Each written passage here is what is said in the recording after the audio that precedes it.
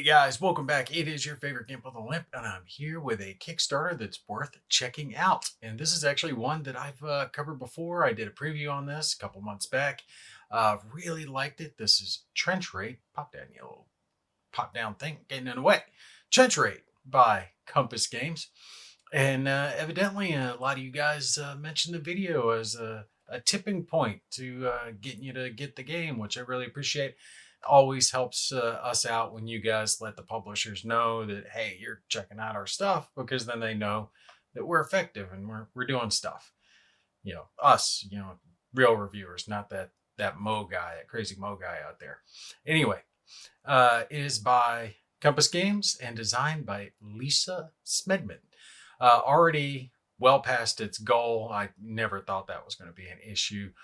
The game is just too good, especially for the price they're charging. For those of you who do not know, haven't seen it yet, Trench Raid is a solitaire patrol game set in World War I. So you're going to have your squad and you're going to take it into no man's land. So you got your line of trenches, big area of no man's land, and a big line of enemy trenches on the top of the map. Here we go.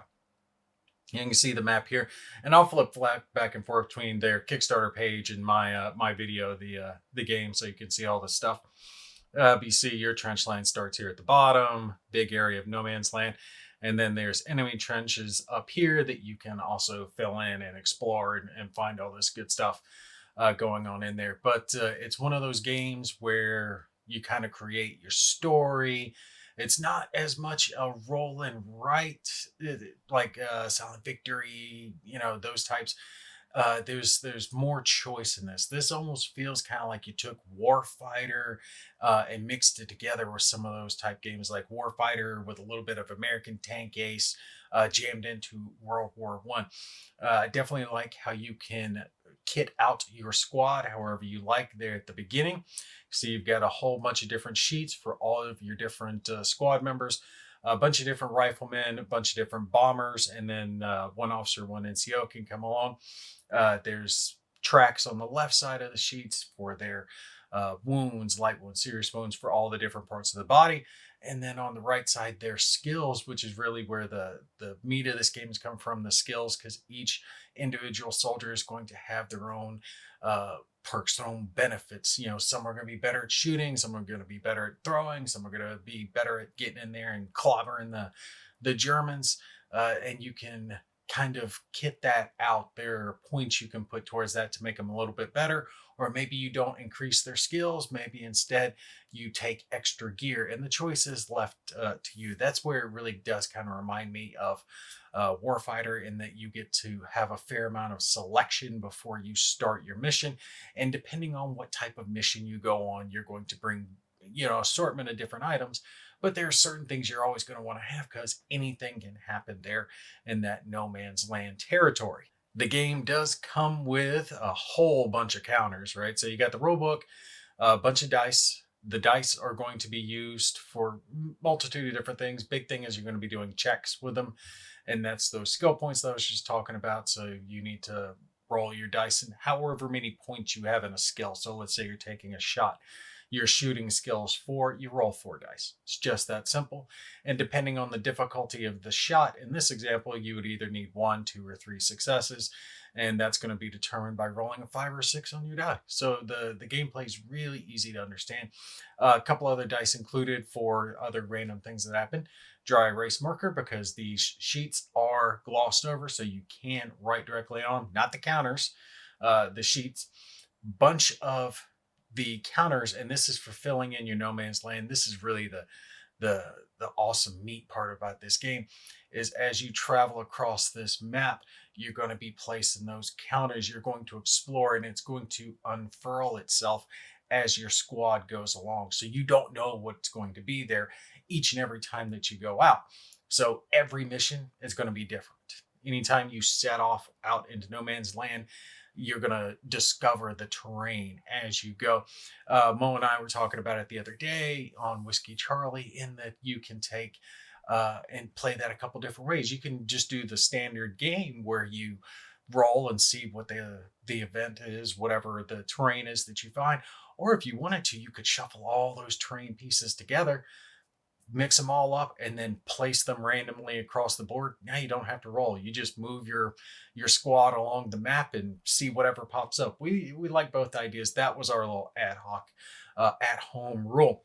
But like I said, you're going to have a bunch of different types of terrain: open ground, barbed wire, cut wires, because you can bring cutters with you, ruined buildings, shattered forests, dugouts, machine guns, pillboxes, mortars, field hospitals, headquarters, extra soldier counters, the raiding party, so that's your group, 50 trench line markers, and 9 miscellaneous event.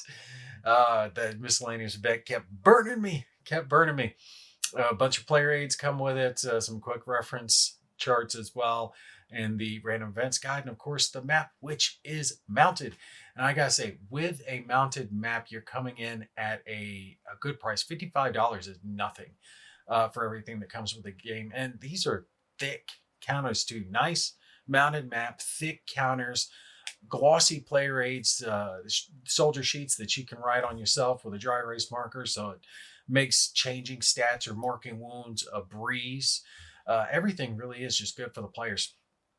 Like I said, there's already a bunch of previews available out there. Of course, Mr. Zilla Blitz up here. And then, hey, I recognize the second guy on here. That would be me.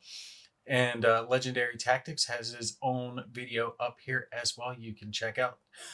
So plenty of previews available, and they have add-ons of some more of their games. I haven't played Death in the Trenches. Western Front Ice is really good. I have The Lamps Going Out. I haven't got it to the table yet, but I have it. Raiders of the Deep is a good one. It's another roller. It's Silent Victory. The Hunters is that type. I don't know that one. Volume 3, Assault Artillery. It's not one I know. Shetstupa, High Safari, Imperial Tide, Europe in Turmoil, Attrition of Souls, and Zeppelin Raider. I've also covered Zeppelin Raiders. Pretty good. It's not one of my favorites, but it did offer something new to the genre. But yeah, Trench Raid, it's just awesome. For $55, you can't beat it. And their shipping is reasonable. It's definitely worth the price of admission. I really love this game. And this is one of those that you can sit down and play it 2-3 times in an evening. It's not going to take you days and days and days. It's American Tank Ace. You can get a few games in an evening, a few missions in, play out the campaign over maybe the course of a week. So not a brain burner, but a fun one. Good components, excellent gameplay, and that random variability that you really need in a solitaire game. All that, it's pretty well the complete package. All right, y'all go check it out. It's on Kickstarter right now. Y'all take care. I'll catch you in the next one.